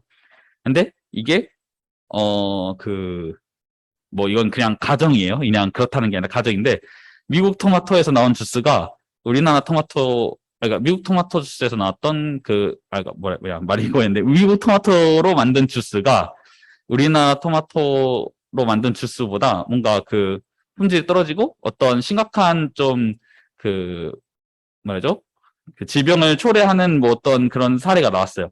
그러면 왜 그게 나올까? 왜 얘가 똑같은 토마토 그냥 원산지만 다른데 왜 다를까라고 궁금증이 생겼을 때 이거의 성분을 비교해가지고 이 성분들을 하나하나 비교해서 아 이게 여기 이 미국 토마토는 우리나라 토마토하고 이게 다르구나 이거를 규명하는 게 생물정보학이라고 생각하시면 돼요. 그래서 방금 얘기했던 거는 이제 뭐 대사체학이나 단백질 체학에 관련된 건데 제가 좀 예시로 가져온 거는 이게 더 흥미로울 것 같아서 가져온 예시는 유전자예요. 이게 요즘 저 어렸을 때부터 했던 그 지놈 프로젝트라고 해가지고 어 우리나라의 그 유전자 지도를 막 그 그리는 그런 연구가 있었는데 이게 최근에 완성됐다고 저 들었어요. 그리고 이게 그 프로젝트의 결과물로 그 유전자들을 가지고 다 비교를 해봐서 이 유전자들이 이제 만약 변이가 있으면은 이런 질병에 걸릴 수 있다라는 거를 이제 규명하는 거예요. 그래서 뭐 엄청 많지만 어, 여기 중에서 저는 가장 유명한 이야기를 하려고 하는데 그게 바로 이 유방암에 있는 브레스트 캔서라고 부르는데 그 BRCA 브레스트 캔서라고 그냥 부르는 그거의 약자인 것 같아요. 저가 그렇게 불리는 거 보면 이 브레스트 캔서 원에 대한 얘기를 하려고 해요. 이게 왜 유명해졌냐면 안젤리나 졸리가 이 유방암 유전자를 가지고 있었거든요. 왜냐면 이 사람의 그 어머니가 56세에 이제 유방암으로 사망을 하는데 46세부터 이 유방암의 투병 생활을 했다고 해요. 그러니까 10년 동안 투병 생활을 했다가 사망한 거죠. 그래서 그러면 이게 유전적인 영향이 있을 수도 있으니까 나도 이 그 유방암을 앓을 수도 있겠다 생각을 해서 검사를 하게 됩니다. 유전자 검사를요. 근데 그랬더니 실제로 유방암 유전자가 변이가 있었어요. 그러니까 본인도 유방암에 걸릴 확률이 87%나 됐던 거죠. 그래가지고 2013년에 예방 차원에서 그냥 이 가슴을 절제하는 수술을 받아요. 이 가슴을 절제하는 것만으로도 유방암을 예방할 수 있다는 그 의학적인 사견이 있어가지고 절제를 수술하는 그러니까 절제하는 수술을 받게 됩니다. 그래가지고 이 유방암 발병 위험도를 87%에서 5%로 줄이게 돼요. 이게 아무래도 이 안젤리나 졸리가 엄청나게 유명한 사람이잖아요. 그러다 보니까 이걸로 인해서 이 생물정보학의 그 이런 유전자 부분이 되게 핫 이슈가 됐었던 그런 사건이 있었습니다. 그리고 실제로도 미국에서 이 안젤리나 졸리의 이런 그 사례 때문에 유방암 검사를 그 유전자 검사를 하는 사람이 40%까지 엄청 늘었다고 하더라고요. 그래서 이런 효과가 있었고 이게 그 생물정보학의 좀 흥미로운 주제라고 해서 생각을 해서 가져왔습니다. 다음으로 또 할 얘기는 데이터 마이닝이에요. 데이터 마이닝 같은 경우는 요즘 많이 들어오셨을 것 같아요. 아무래도 그 빅데이터 하면은 데이터 마이닝이 따를 수밖에 없거든요. 데이터 마이닝은 그냥 글자 그대로 이해하시면 돼요. 데이터를 마이닝하는 거예요. 그러니까 데이터를 그 광산처럼 그러니까 열심히 캐는 거죠. 그래가지고 이 대규모의 데이터에서 대규모 이 방대한 자료에서 정보를 캐는 과정이라고 생각하시면 됩니다. 그래서 이 데이터 마이닝은 사실 1970년대부터 있었어요. 예전부터 있었던 기법인데 이게 요즘 이게 화두가 된 이유는 빅데이터 시대여서 이 데이터 풀이 엄청나게 커진 거죠. 쉽게 말해서 예전에는 조그마한 금광만 열심히 채굴하고 있었는데 갑자기 그 엄청나게 큰 광산을 발견한 거예요. 그러다 보니까 이 사람들이 이제 미친 듯이 다 캐기는 거겠죠. 근데 이 데이터 마이닝은 좀 기존의 통계하고 좀 다른 게 뭐냐면, 기존의 통계사는 이제 그 통계 전문가가 IT 기술을 활용했어요. 그러니까 통계학 이론이 있는 상태에서 컴퓨터가 발전을 하면서 좀 더 좋은 통계학 이론이 나왔던 거죠. 그래서 실제로 이제 지금은 세대 교체가 많이 됐지만 제가 대학을 다닐 때만 해도 완전 원로 하신 교수님은 컴퓨터를 잘 다루지 못했어요.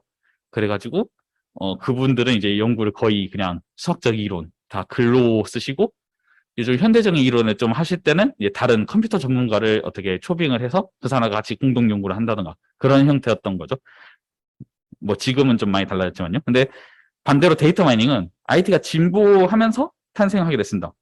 왜냐하면은 이 데이터 마이닝은 어떤 학자에 의해서 발견된 이론이 아니에요. 그러니까 어떤 학자가 이거에 데이터 마이닝을 하자 이렇게 고안한 게 아니라 그냥 마케팅이라든가 그런 일상생활에서 이런 데이터들을 분석하다 보니까 아, 이런 방법이 좋구나, 이렇게 하면서 이게 발전했기 때문에, 그래서 이 IT가 진보하면서 자연스럽게 발전하는 그런 거라고 볼 수 있겠습니다.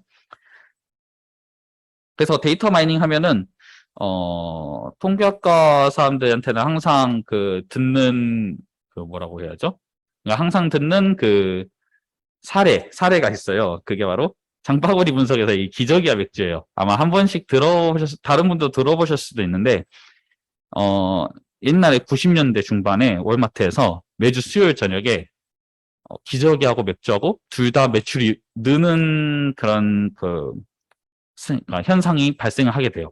그래가지고 왜 그럴까 하고 그 담당자가 궁금하게 된 거죠. 그래가지고 그럼 이거 두 개를 한번 붙여볼까라고 생각을 해서 한번 이 맥주 파는 가판대라고 할까요? 그 가판대하고 기저귀하고 가깝게 위치를 해놨더니 이전보다 5배의 매출이 올랐다 그래요.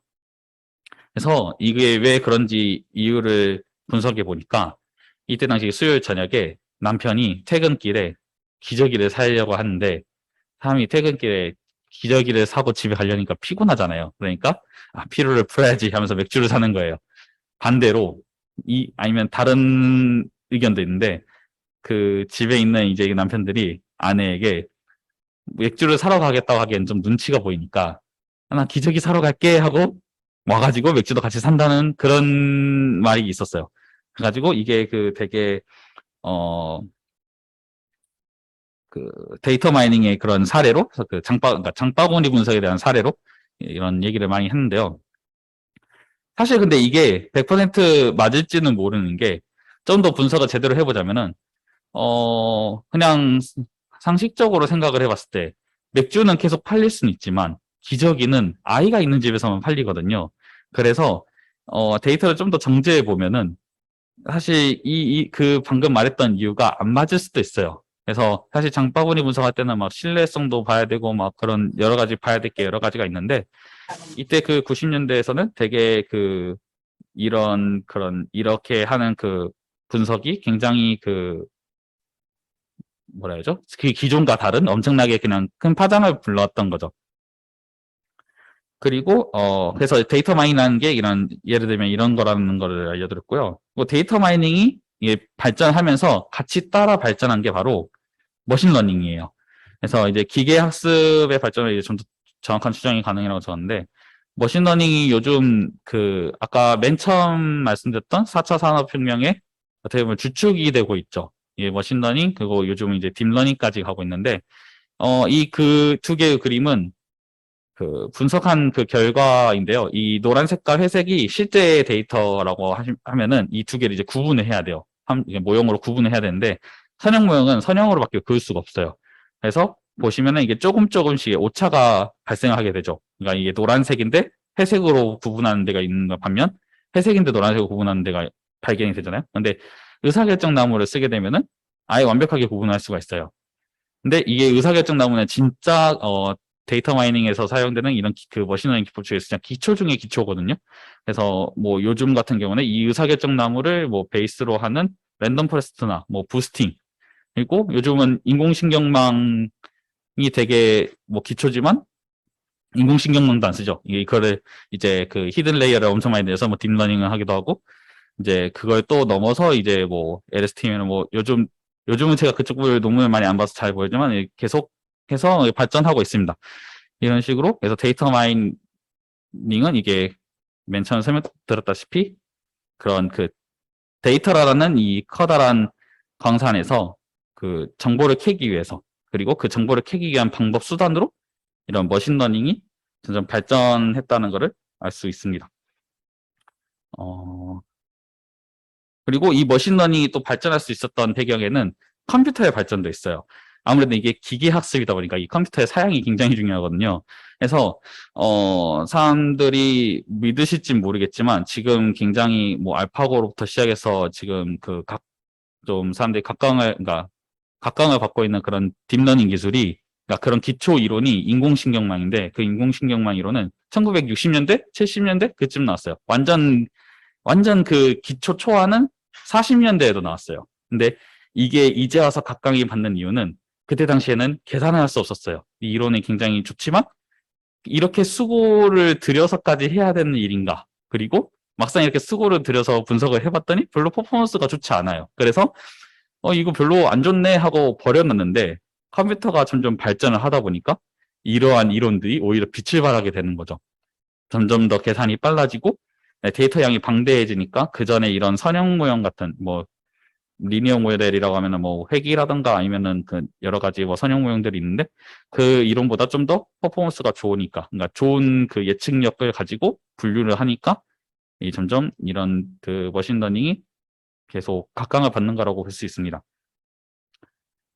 하지만 머신러닝의 단점은 과정보다는 결과예요. 그래서 두 가지의 결과가 있어요. 상점 방문 빈도가 높고 브랜드 이미지를 좋게 생각하는 거기서 구매 금액이 많다. 이런 결과가 나온 게 있고 결과가 더 설명할 수 없지만 거기에 구매 금액 예측 오차에도 적어요.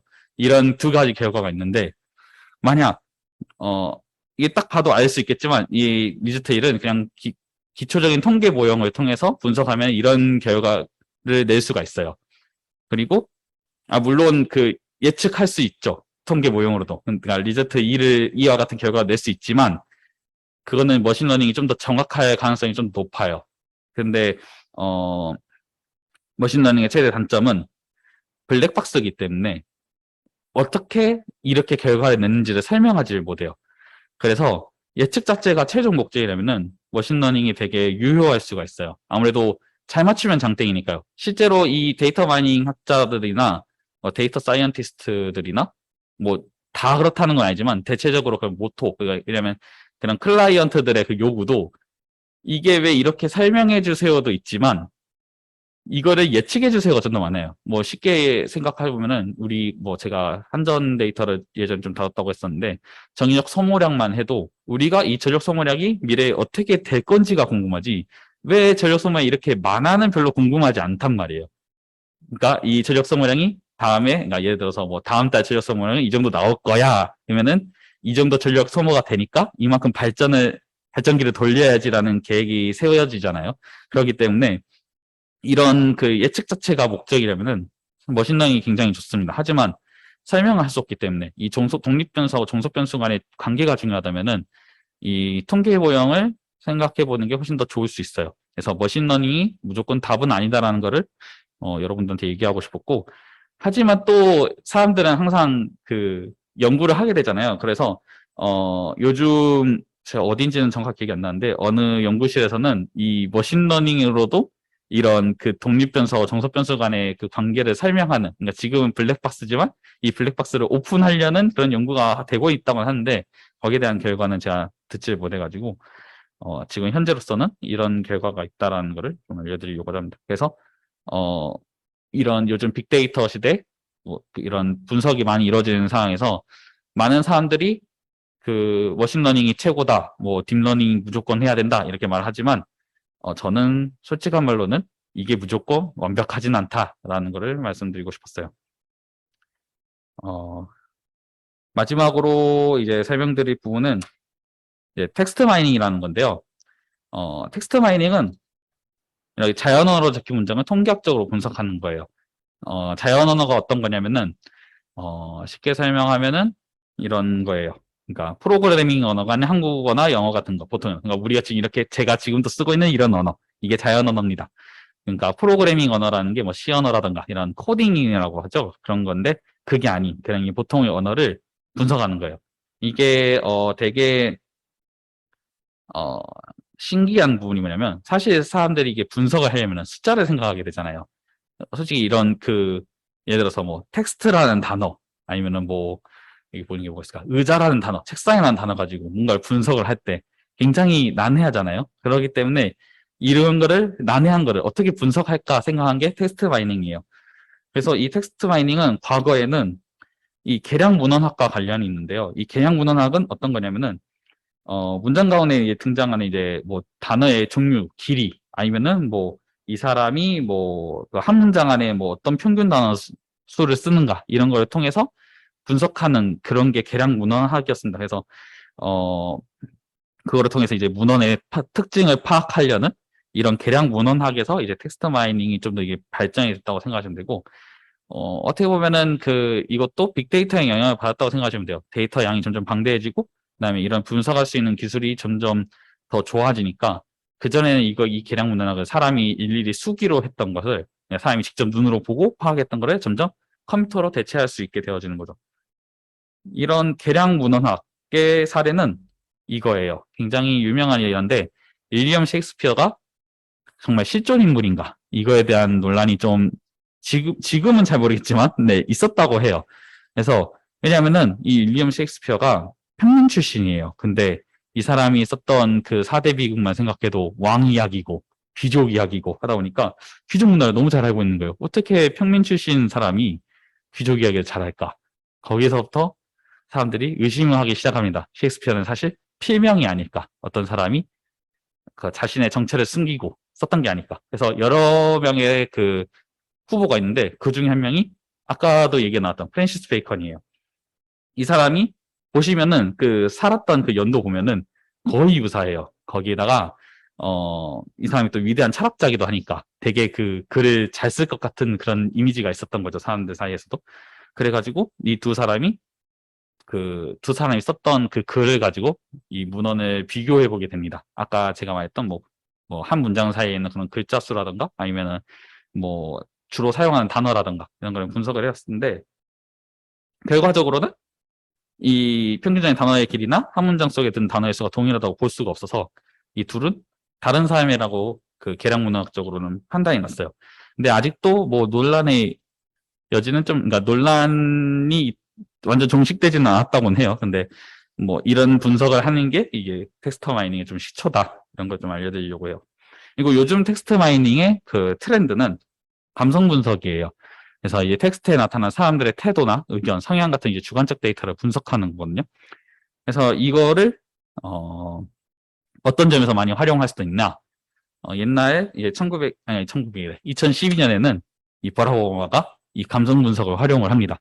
그래서 미국 대선에서 승리를 하게 되죠. 오바마 캠프는 이제 대선 2년 전부터 이제 선거 캠페인 팀에다가 빅데이터 팀을 설치하고 수집할 수 있는 모든 정보를 수집하고 수치화를 합니다.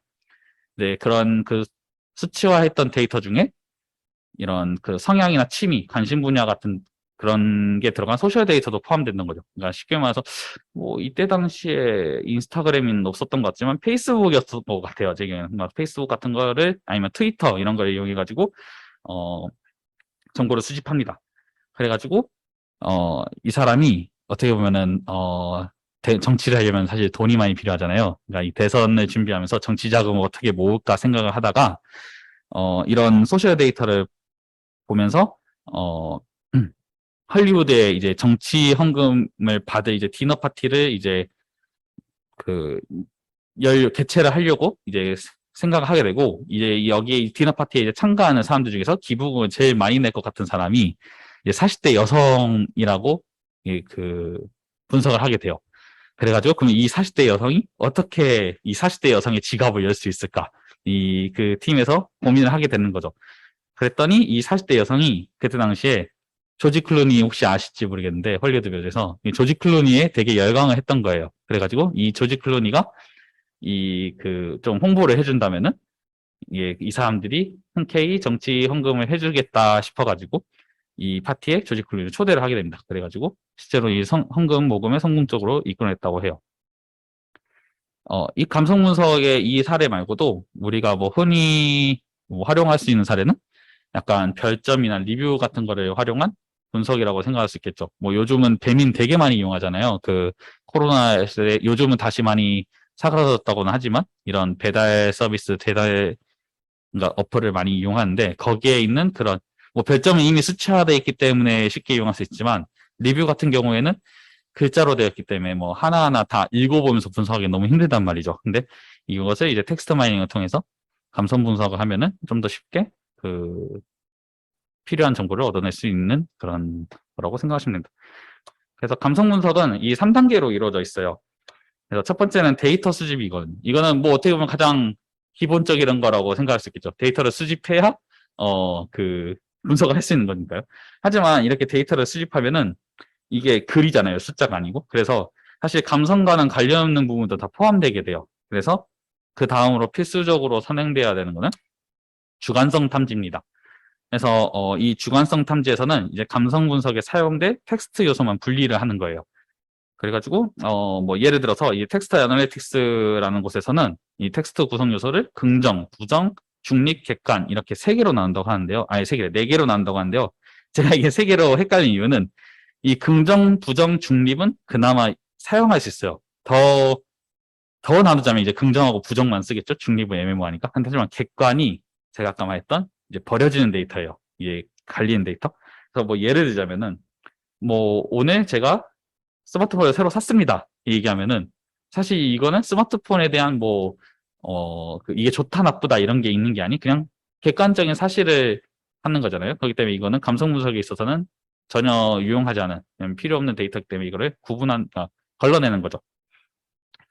그렇게 해서 이제 자료를 걸러내면은 마지막으로 이제 극성 탐지를 해야 됩니다. 이제 이 자료를 어떻게 분석할 것인가 그래가지고 주어진 데이터가 이제 긍정인지 부정인지 판단하는 건데 이제 이게 어떻게 긍정적인지 부정적인지 판단하냐면은 여러 가지 방법이 있는데요. 뭐 일단은 뭐 가장 흔히 많이 사용하는 방법은 감성사전을 사용하는 거예요. 그래가지고 감성사전을 보면은 단어들에 대해서 이 단어는 부정적인 단어, 이 단어는 긍정적인 단어 이렇게 이미 좀 그 뭐라죠? 구분을 해놨다고 할까요? 그런 사전이 있어요. 그래서 그 사전을 통해서 모형을 학습하고 이런 이 데이터를 다시 받았을 때, 그러면 이 문장은 긍정이구나, 이 문장은 부정이구나를 구분하게 되죠. 그래서 이런 텍스트 마이닝도 쉽게 말해서 이런 딥러닝 기술과 좀 많이 연관이 있다고 생각하시면 돼요. 이렇게 좀 머신러닝을 통해서 머신러닝을 넘어서 이제 딥러닝까지 가서 이제 쉽게 그냥 사람이 직접 보지 않고도 그냥 컴퓨터가 그냥 텍스트를 딱 받았을 때 이거는 긍정이야, 이건 부정이야, 이걸 구분할 수 있게 된 거죠. 뭐 구분하는 방법은 뭐 아까 말했듯이 감성사전 이미 구분하는 것도 있고 아니면은 그 자체 단어에 이것도 어떻게 보면 감성사전이랑 뭐 비슷할 수도 있지만 이 단어는 뭐 1이라는 값을 주고 뭐 이 단어는 뭐 마이너스 1이라는 값을 주고 뭐 이렇게 구분해가지고 그렇게 해서 뭐 합계를 내거나 아니면 뭐 평균을 내거나 뭐 이렇게 다른 정리를 해서 수치화한 후에 분석을 할 수 있다고 생각하시면 됩니다.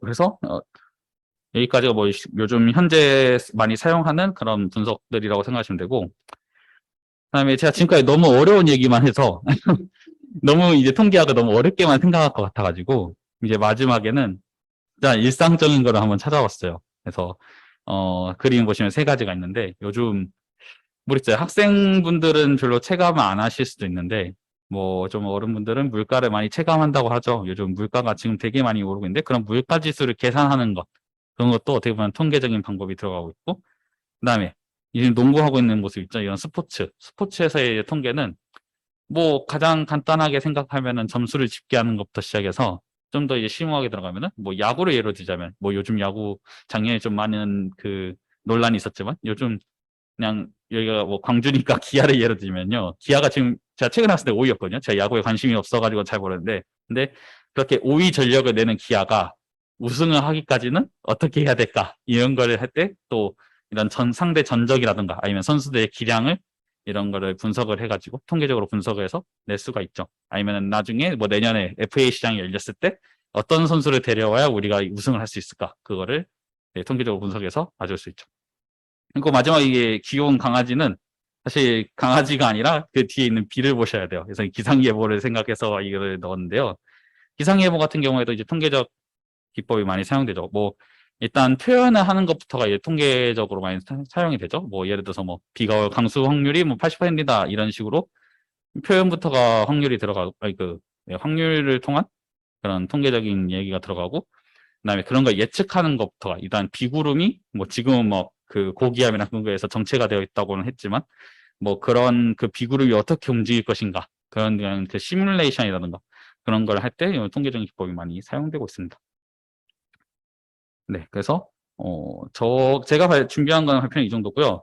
그다음에 제가 이 발표를 준비하면서 봤던 책이 이 두 권이에요. 그래서 더 많은 책을 읽어보긴 했지만 제가 책 장사를 하려고 이거를 소개해드리는 건 아니고요. 그냥 혹시 제 강의를 듣고 좀 더 궁금해지는 게 있으시다거나 아니면은 더 뭔가 좀 더 그 공부해보고 싶다 하면은 이 두 책을 한번 읽어보시는 것도 나쁘지 않으실 것 같아서 제가 이 두 개의 책을 좀 소개를 해드리고 싶었고요. 제가 읽어보니까 이 빅데이터와 데이터 과학이라는 책이 좀 더 최근에 쓰여지긴 했는데 이거는 우리나라 교수님들이 쓴 책이고 옆에 이 통계의 힘은 약간 그 일본의 그 통계학자라고 해야 될까요? 그 사람이 쓴 책인데 재미는 이 초록색 책이 좀 더 재밌어요. 이게 약간 우리나라 사람들 책을 좀 팔아줘야 되긴 한데 이 사람들은 교수님들이 있어서 그런지 조금 지루해요. 근데 그래도 내용은 되게 유익했다 이런 얘기. 그리고 제가 맨 처음 설명드렸던 그런 통계학의 역사에 대한 거는 이 빅데이터와 데이터 과학에 좀 더 수록되어 있거든요. 그래서 한번 궁금하시면 이 부분을 읽어보시는 게 좋을 것 같아요. 이 좀 통계의 힘 이 책은 그냥 통계적 내용을 그냥 사례로 많이 풀어낸 책입니다. 그리고 뭐 이거 나머지는 그냥 제가 뭐 참고했던 거고 제가 너무 두서없이 설명을 한 게 아닌가라고 생각이 드는데 혹시나 제 강연을 듣고 궁금하신 점이 있으시면은 말씀해 주시면 좋으실 것 같습니다. 뭐 앞에 계신 분이 하셔도 되고 아니면 뭐 채팅으로 적어 주셔도 되고요. 아니면 네, 채팅으로 적어 주셔야겠구나. 다 음소 보니까요. 네, 그래서 뭐 혹시나 궁금하신 점이 있으시면은 말씀해 주시면 될 것 같습니다. 네. 어떻게 보면 제가 이 준비를 하면서 제 직종에 대한 얘기를 어떻게 보면 빼버리게 됐는데요. 저는 아까 설명드렸다시피 이제 한국농촌경제연구원 농업관측센터에서 일을 하고 있어요. 그래서 농업에 관련된 일을 하고 있고요. 그 다음에 여기서 쓰이는 통계는 이제 사실 농업은 이제 빅데이터를 쌓고 있어요. 그래서 이런 저희 관측센터가 생기고 나서 시측 조사를 함으로써 점점 이제 품목별로 이런 시측 데이터를 모으고 있거든요. 그래서 그런 시측 데이터를 토대로 이제 이런 품목들의 생육을 한번 예측해 보는 거죠. 그래서 이런 기상 상황이나 뭐 이런 토양, 이런 상황일 때 우리가 가장 중요한 게 생산량이거든요. 그래서 단수를 가장 중요하게 생각을 합니다. 그러니까 단위 면적당 생산량을 단수라고 하거든요. 그래서 단수가 어떻게 나올 것인가 이런 예측을 지금은 시도해 보고 있고요. 그리고 지금은 이제 현재로서는 주요 품목에 대해서만 하고 있어요. 마늘, 양파, 배추부, 건고추. 이게 어떤 품목이냐면은 김치와 관련된 품목이에요. 아무래도 한국 사람들은 김치가 굉장히 중요하거든요. 그래서 이 김치 관련된 품목에 대해서 지금 실측 조사가 이루어지고 있고 거기에 대한 데이터를 통해서 분석하고 있지만 아까도 말했다시피 이제 올해가 이제 3년 차예요. 실측 조사가 한지. 그래서 데이터가 많지가 않아 가지고 사실 조금 난항을 겪고 있긴 하지만 이 앞으로 계속 이제 5년, 10년 쌓이다 보면은 이제 제대로 된 모형이 좀 개발이 되면은 그런 것 좀 단수 예측이 좀 더 잘 될 것이고 그러면은 사실 이게 생산량이 왜 중요하냐 보면은 이게는 제가 사실 경제학자 아니어가지고 정확하게 설명될 수 있을지 모르겠지만 그 수급이 제대로 이루어져야지 가격을 조정할 수 있어요. 그러니까 갑자기 그 공급량이 부족해 버리면은 가격이 엄청 뛸 수밖에 없고요. 뭐 예를 들어서 작년이었는지 재작년이었는지 정확하게 기억이 안 나는데 대파가 동파를 많이 받아가지고 대파가 많이 없다 보니까 대파 가격이 막 엄청 뛰었어요. 그래서 막 금파 막 이런 얘기를 했었는데 그러다 보면은 가격이 엄청 뛰니까 사람들이 이거를 사는 게 주저하게 되죠. 반대로 너무 풍년이 돼버리면은 그 농사하시는 분들이 다 죽게 되는 거예요. 이거를 헐값에 팔 수밖에 없으니까요. 그렇기 때문에 애초에 그런 좀 그 생산량을 예측할 수 있으면 거기에 대한 정책을 좀 먼저 마련할 수 있고 그 정책 중에 하나가 산지팩이거든요. 그러니까 예를 들어서 너무 많이 생산될 것 같다 하면은 아예 애초에 그거를 묻어요. 그러니까 버린다고 보시면 돼요. 그래서 그런 걸 하는데 그런 거를 통해서 생산량을 좀 조절할 수 있으면은 아무래도 좀 물가를 안정하는데 좀 더 그러니까 농식품 부분에서 물가를 안정할 수 있는데 좀 도움이 될 수 있지 않을까 하는 그런 연구를 좀 하고 있습니다. 도움이 되셨을지는 모르겠네요. 이상으로 네, 강연을 마치도록 하겠습니다. 네, 모두 들어주셔서 감사합니다. 네.